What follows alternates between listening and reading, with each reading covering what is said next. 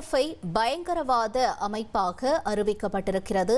இதற்கு இந்தியா வரவேற்பையும் தெரிவித்திருக்கிறது. முக்கிய செய்தியாக நாம் பார்த்து கொண்டிருக்கிறோம்.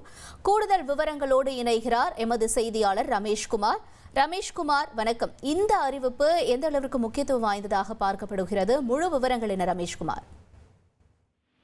பெஹல்காம் பயங்கரவாத தாக்குதலை நிகழ்த்திய PRF எனப்படும் தி ரெசிஸ்டன்ஸ் போர்ஸ் என்ற அமைப்பை அமெரிக்கா வெளிநாட்டு பயங்கரவாத அமைப்பாக அறிவித்திருக்கிறது. அமெரிக்காவினுடைய டிபார்ட்மெண்ட் ஆஃப் ஸ்டேட் தான் இந்த நடவடிக்கையை மேற்கொண்டிருக்கிறது. லஷ்கர்-இ-தொய்பாவினுடைய துணை அமைப்பான தி ரெசிஸ்டன்ஸ் போர்ஸ் தான் பெஹல்காம் பயங்கரவாத தாக்குதலை நிகழ்த்தியது. இந்த அமைப்பை வெளிநாட்டு பயங்கரவாத அமைப்பாகவும் ஸ்பெஷலி டெசிக்னேட்டட் குளோபல் டெரரிஸ்ட், அதாவது உலகளாவிய பயங்கரவாத அமைப்பாகவும் அமெரிக்காவினுடைய உள்துறை அறிவிப்பு வெளியிட்டிருக்கின்றது.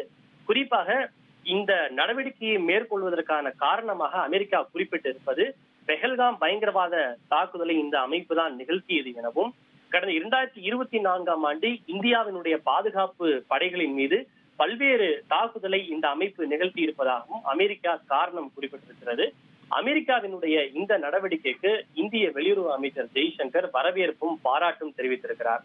குறிப்பாக இந்தியா மற்றும் அமெரிக்காவினுடைய இந்த பயங்கரவாத எதிர்ப்பு ஒத்துழைப்பில் உறுதிப்பாட்டை இந்த நடவடிக்கையை காட்டுவதாகவும், இதற்காக இந்த நடவடிக்கையை மேற்கொண்ட அமெரிக்காவினுடைய உள்துறை அமைச்சகம் மற்றும் வெளியுறவு அமைச்சர் மார்க்கோ ரூபியோ ஆகியோருக்கு பாராட்டு தெரிவிப்பதாகவும், பயங்கரவாதத்தின் மீது சகிப்புத்தன்மையற்ற நடவடிக்கையை மேற்கொண்டு வருவதாகவும் வெளியுறவு அமைச்சர் தெரிவித்திருக்கிறார்.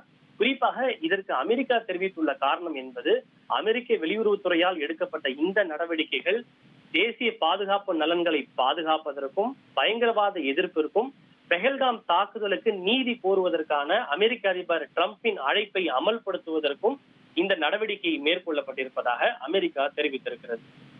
ட்ரெண்ட் ஆக்கிக்கோங்க. தந்தி டிவியின் சப்ஸ்கிரைபர்ஸ் அண்ட் ஃபாலோவர்ஸ் குடும்பத்துல நீங்களும் இணையுங்க.